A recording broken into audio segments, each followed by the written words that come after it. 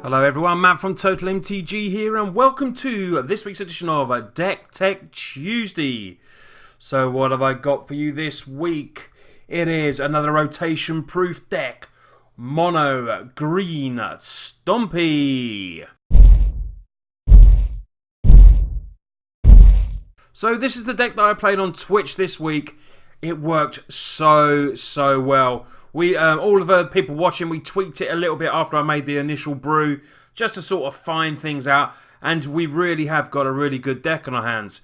Now obviously we were playing against decks that weren't rotation proof. We managed to take down UW Approach, we managed to take down Blue-Red Control. We were battling, and we were battling hard, and this deck I think will have some legs. And Mono Green Stompy, I mean, who doesn't want to just play big creatures, get them down and just aggro the board out? So let's start off by looking at our creatures, and we have a hell of a lot of creatures. In the main 60 card deck, there is only 4 other spells, lands, and the rest are all creatures. And we start off with a 4 of Greenbelt Rampager. It's a big elephant. It had to be in the deck. It's a 3/4 potentially for 1. You can pay this, when it ends the battle, you pay 2 energy. If you can't, you return it to your hand. So even though maybe it doesn't stick, obviously it won't stick turn 1, put it down, get your energy, do it again, and then you can basically play it turn 2, have a 3/4 down if we need to. We also have 4 Longtusk Cub. It's not an energy deck, but some of the cards do revolve around energy. People may say, why isn't Bristling Hydra in it? Because it's not a dedicated energy deck. It just so happens that some of the creatures do have them. Longtusk Cub is a 2/2, 1 and a green. When it deals combat damage to player, you get 2 energy. Pay the 2 energy, you can put a 1/1 counter on the Cub. We also have 3 Exemplar of Strength. 4/4 for 2 seems good. You put a 3/1/1 counter on the target creature. Doesn't have to be that. You can put it on something else if you want. And if you do keep it on that, well, you remove one of those counters when you attack, and you also gain 1 life. We are a stompy aggro deck, so it's essential that we can, have early creatures play, so we can build up a bit of a board presence. We do run Heroic Intervention, which hopefully will save us from a few of the Wraths at the moment, like Fumigate. Fumigate is obviously a very good card.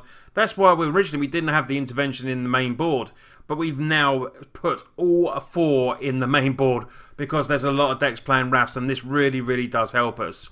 So we look at the next creatures. 3 of Resilient Khenra. It's a 1 green 2/2 Jackal Wizard.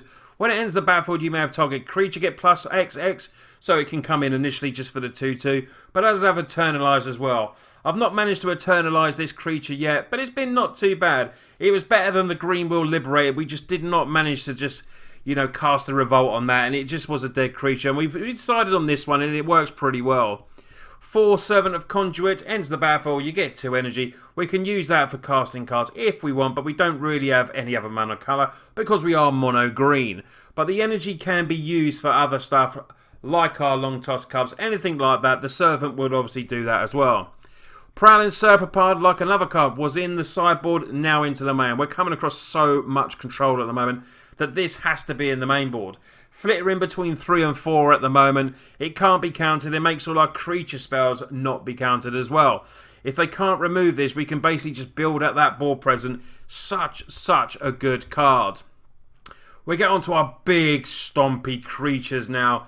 2 Rhonas the Indomitable. 5/5. He has Death Touch and Indestructible, but can't attack unless we control a creature with power 4 greater. Longtusk could be there. As you can see, we've got a 4 of Crocodile Crossing.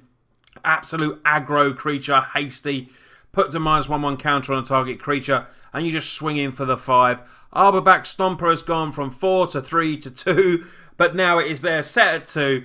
Gains an all-important potentially 10 life with those 2 cards. He also has Trample, and we have Deserts in there now, which we originally didn't have in the main build. But that Desert where you've got the hash out where you can just sacrifice a Desert and give something plus 3/3, that extra bit of Trample might just be what you need to get through.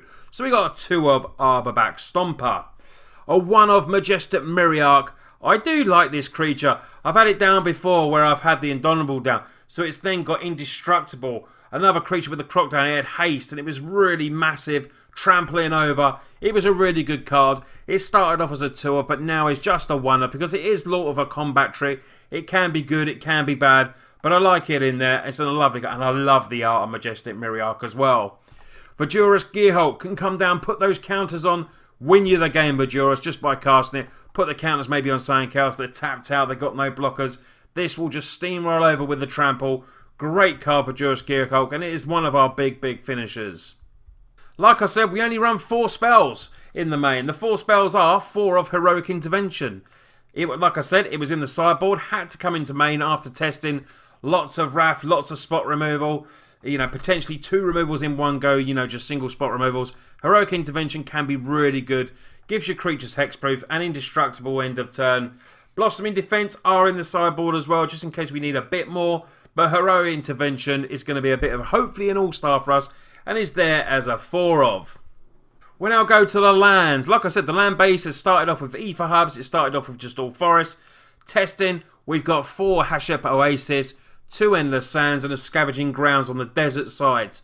Now, these deserts are really good. I sort of underrated these a little bit. You know, the +3/3 for sacrificing, and the 4 where you can, and the 2 where you can exile a target creature you control, and the 4 tap, return each creature you exile with it back to the battlefield. Really good, you know, in case we're getting a lot of removal, we might just want to pay it and tap late game, flicker that maybe, you know, the Vidurus Gearhulk out, then bring it back into play. And the 2 Sacrifice a Desert, all exile, all cards from graveyards, is good at the moment with all those graveyard decks out there. We do have a Crook in the sideboard, but Scavenger is an extra bit of protection for us. And like I said, 17 forest, 23 land in total. Let me know what you think. We started off 24, down at 23. I'm not sure we can go to 22 because we do have some big casting creatures, and we want to make sure we do have them in case a servant do get killed. So guys, let's take a look at the sideboard before we have a little review of the deck. We have 3 Blossoming Defense, like I said, an extra bit of protection. Really good, only costs 1 green and it's instant speed. Glory Bringers are everywhere, so we're using Takedown, because remember this is rotation proof at the moment, so there could be good cards from Ixalan that we can bring in and obviously change some stuff around.